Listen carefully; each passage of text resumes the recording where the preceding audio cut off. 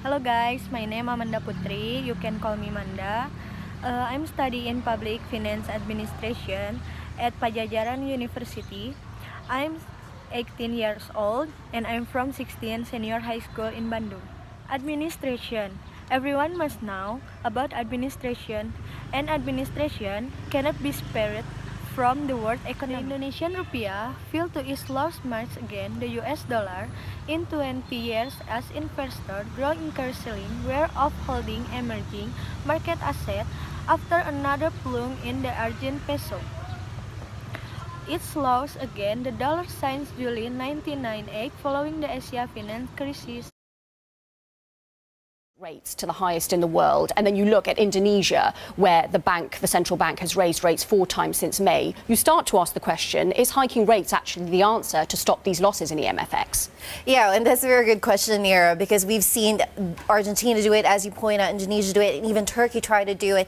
And, it really is kind of a question of markets testing central banks and testing how far they're willing to go to protect their economies and their currencies. But then also there's this combination of other fundamental issues, for instance, in Argentina and Turkey, the extent of which not really what you're seeing in a country like Indonesia, where growth is still good, the economy is developing, it has a young population that has a lot of potential to fuel that growth for years on end. And so when you take into account all those other fundamentals, apart from the fact that their central banks have done very similar things, then that's where you can start to see, okay, maybe there's a way for these currencies to diverge from each other as this all plays out.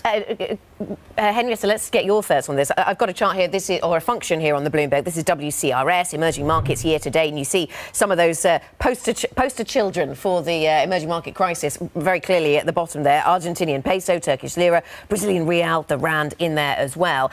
I was drawn to something you said in your notes ahead of our conversation, which I thought was really interesting, and that is that investors are still, in emerging markets, still in the mood that things... The Indonesian currency had been falling since the start of the year amid concern over heightening trade tension between the US and China, as well as the financial crisis engulfing Indonesian President Joko Widodo, who is eyeing a second term, is keen to keep the rupiah under control, as a falling concern might translate into higher living costs, which could cost him April presidential election next year. President Widodo has said publicly that he wants to boost tourism to bring in more foreign cash, while ordering increased use of locally produced palm oil, biodiesel fuel to win the country away from imported.